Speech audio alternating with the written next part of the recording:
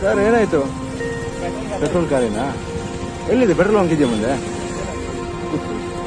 ಮಾಡ್ತೀನಿ ಬನ್ನಿ.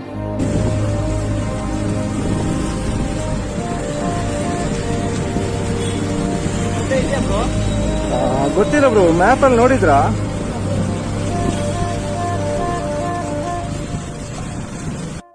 ಒಂದ್ ನಿಮಿಷ ಬ್ರೋ, ನಾನು ಚೆಕ್ ಮಾಡ್ತೀನಿ.